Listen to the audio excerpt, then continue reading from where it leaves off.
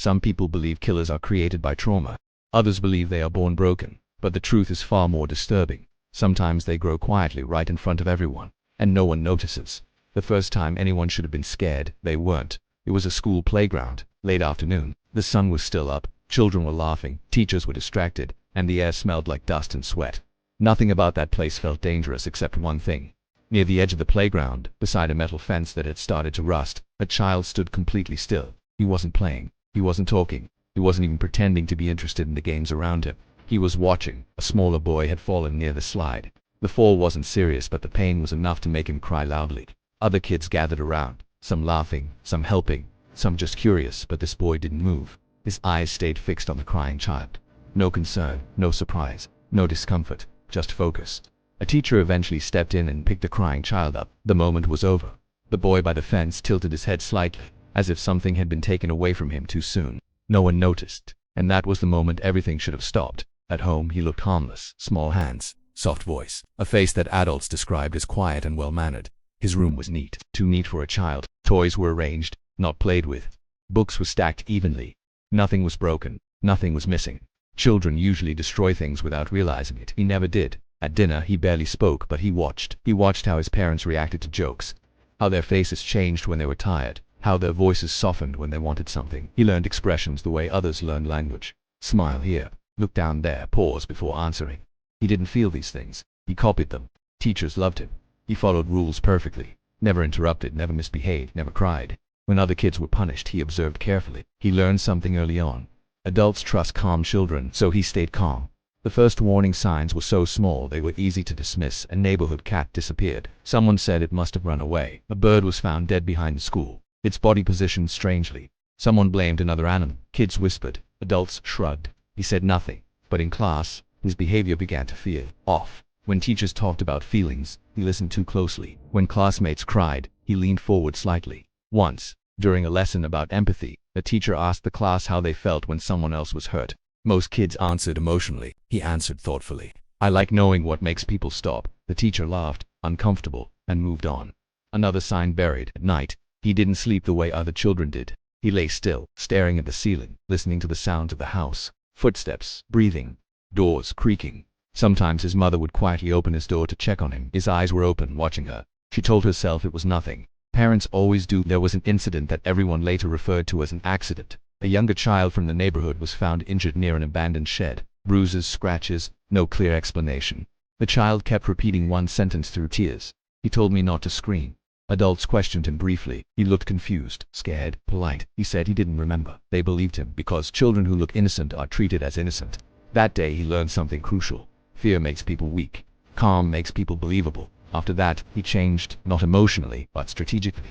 He became more careful, more observant, more patient. He learned that silence could erase consequences. As years passed, his classmates grew emotional, loud, unpredictable. He did not. He grew controlled. Animals started disappearing again. Not all at once, not in a way that formed a clear pattern, just enough to be noticed, and then forgotten. He walked the streets at night sometimes, standing under streetlights, watching shadows stretch and shrink. The dark didn't scare him. The dark felt honest. One evening, a relative asked him a simple question. What do you want to be when you grow up? Other kids shouted answers filled with dreams. He thought carefully. I want people to do what I say. The room laughed, but his eyes didn't. At school, he mastered something far more dangerous than strength. He mastered manipulation. He learned how to say the right thing at the right time, how to look hurt when accused, how to make others doubt themselves. Once a classmate accused him of hurting him during recess. The teacher called him in. He didn't deny it immediately. He looked shocked, then confused, then sad. He said he tried to help. The teacher believed him. The other child was punished for lying. That was the moment something settled inside him permanently. Power wasn't violence. Power was perception. By his early teenage years, he understood people better than they understood themselves. He knew who was weak, who wanted approval, who could be controlled. He didn't feel anger. He didn't feel love. He felt curiosity. What would happen if someone disappeared? How long would it take before people noticed?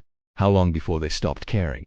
At night, he imagined reactions. Not guilt, not regret, just reactions. The child from the playground was gone. What remained was something quieter, smarter, more dangerous. Something that blended in perfectly. Because the scariest monsters don't hide in shadows. They sit in classrooms. They eat dinner with their families. They smile when expected. And by the time the world realizes what they are. As he grew older, the calm he once carried with effortless ease began to feel insufficient. It wasn't that he had changed, it was that the world, so predictable before, was starting to shift under his feet. Subtle changes too small for others to notice set his mind racing. The way a neighbor's glance lingered just a second too long. The way a teacher paused mid-sentence, eyes flicking toward him briefly before continuing. The way a friend laughed a fraction too loudly, or too nervously, in his presence.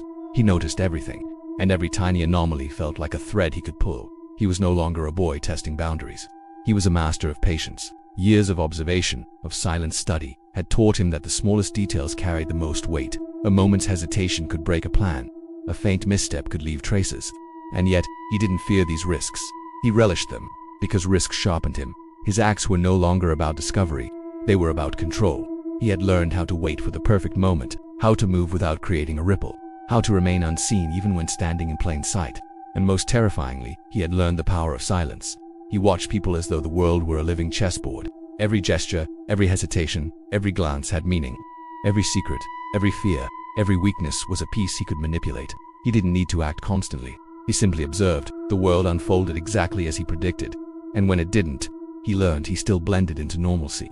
The neighborhood thought of him as polite. Teachers thought of him as diligent. Friends thought of him as loyal, reliable, kind. No one suspected that beneath the surface, a mind was calculating outcomes, probabilities, human reactions, and breaking points. He didn't crave attention. He craved opportunity. Opportunity to see fear, to feel control, to shape outcomes invisibly. The first deliberate act in his teenage years was quiet. No shouting, no struggle, no panic, just precision. He had planned the moment for weeks. Every step, every movement, every choice had been calculated. And when the action was complete, he didn't flee. He simply stepped back, listening to the world continue without pause. Cars drove past. Dogs barked in the distance. Somewhere laughter echoed from a house window.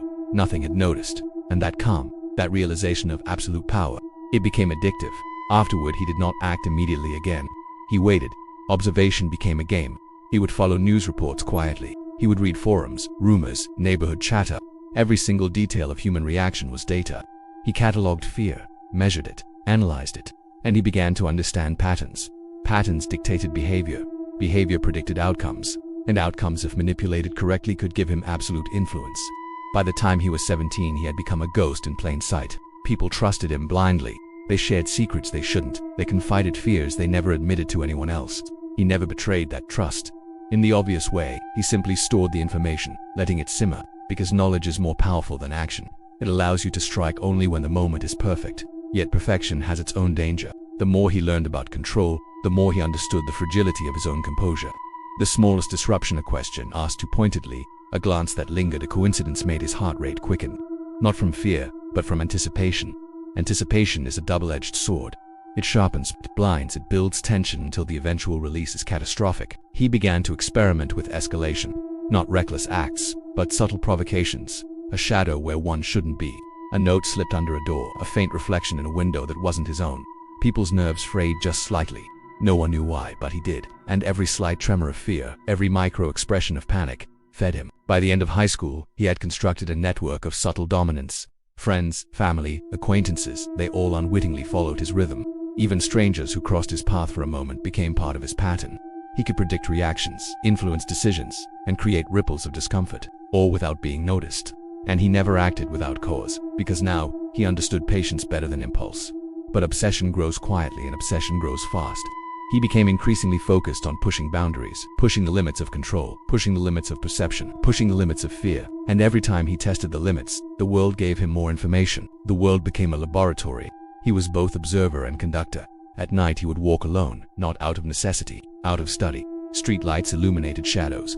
Windows revealed fleeting silhouettes. Car headlights revealed reflections he would never see in daylight. The city itself became part of his experiment. Every dark corner, every empty alley, every quiet park was a puzzle, and every sound, a distant siren, a dog barking, the whisper of leaves in the wind, was data. Sometimes he imagined the consequences of exposure. What if someone recognized him? What if someone connected the dots? What if the invisible child was suddenly seen? It didn't scare him. It intrigued him, because control isn't about the absence of risk. Control is about manipulating risk.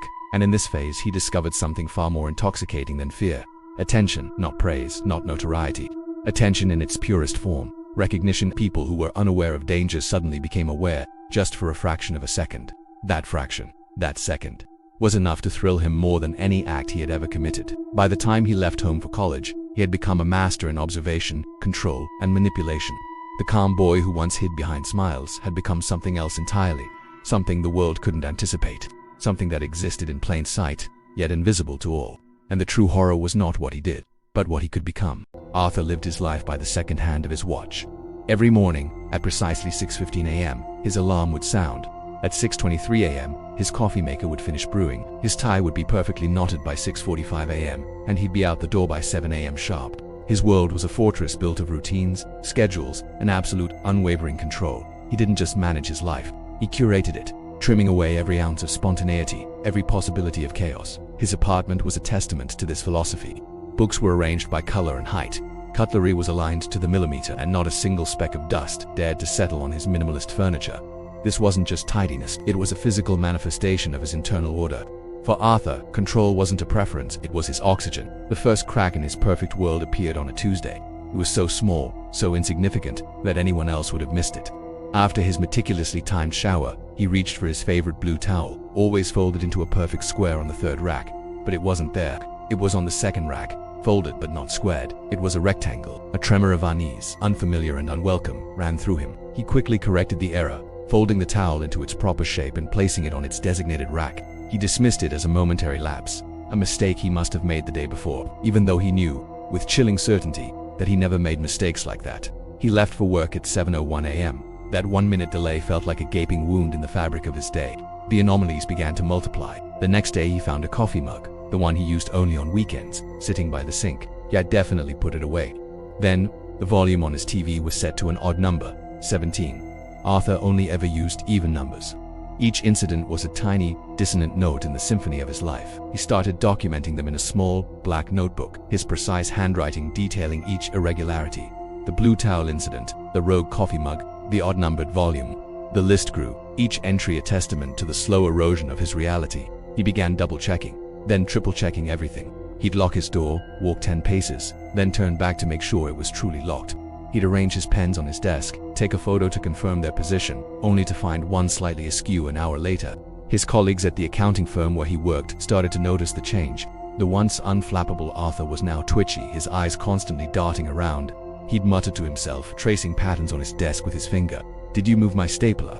he asked his cubicle neighbor Martha. One afternoon, his voice tight with suspicion. Martha, a kind woman with a penchant for fuzzy sweaters, just looked at him, bewildered. "No, Arthur, it's right where you always keep it." But to Arthur, it was half an inch to the left of where it was supposed to be. The world was tilting, and he was the only one who seemed to notice. His meticulously constructed fortress was being besieged by invisible forces. The nights became the worst. Sleep, once a scheduled 8-hour block, became a battleground. He'd wake up in a cold sweat, convinced he heard footsteps in his apartment. He'd lie in bed, rigid, listening to the hum of the refrigerator, trying to discern if it was the same pitch as the night before. He bought security cameras, placing them in every corner of his home. He'd spend hours poring over the footage, his eyes burning from the screen, searching for the phantom intruder who was moving his belongings, changing his TV volume, and folding his towels incorrectly. But the tapes showed nothing, just Arthur, a ghost in his own home, pacing, checking, and rechecking. The only intruder was the chaos blooming inside his own mind. One evening he was reviewing the footage from his living room camera.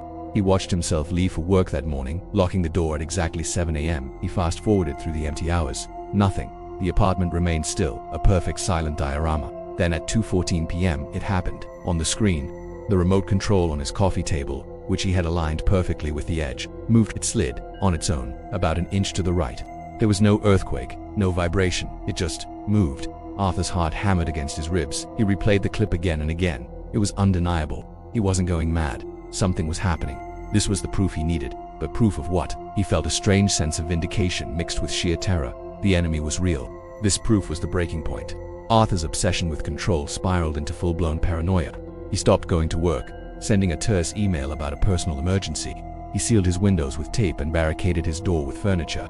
His world shrank to the size of his apartment, a prison he had built to keep the chaos out, but which now served to lock it in with him. His notebook filled with frantic scrolls, diagrams, and timelines trying to connect the dots, to find the pattern in the madness.